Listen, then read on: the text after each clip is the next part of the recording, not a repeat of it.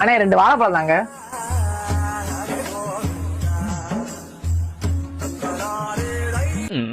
அண்ணே எவ்வளோ? வெறும் 10 ரூபா தான் தம்பி.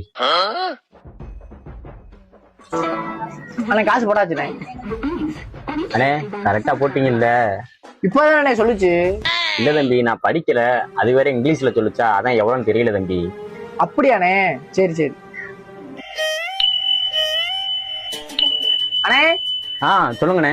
அண்ணே இன்னும் கொஞ்சம் பொருளா வேண்டியது இருக்குண்ணே. அந்த மேகி பாக்கெட் எடுங்க. இந்த ஒரு லேஸ் பாக்கெட்டு அண்ணே, 1/2 லிட்டர் பால் பாக்கெட்டு, 1/2 கிலோ சீனி, ஒரு தேயிலை பாக்கெட்டு, ஆச்சி பொடி ஒண்ணு, நல்லா பொடி ஒண்ணு. இந்தாங்கண்ணே, மொத்தம் 501 ரூபாண்ணே. ரவுண்டா 500 ரூபா போட்டுருங்க.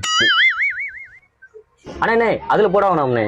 இல்லண்ணே அது சில்லற அக்கௌண்ட், என் ஒய்ஃப் போட்டுனே. நம்ம அதிகமா இருந்தப்பல என் அக்கௌண்ட்ல தானே போடுவேன், இதுல போட்டுருக்கேன். அப்படியாண்ணே? சரிண்ணே சரிண்ணே.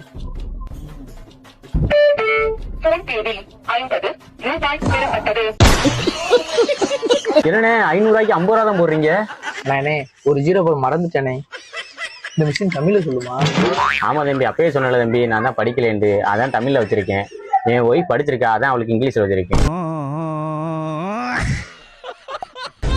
தப்பு கணக்கை போட்டு தவித்தேன், தங்கமே ஞான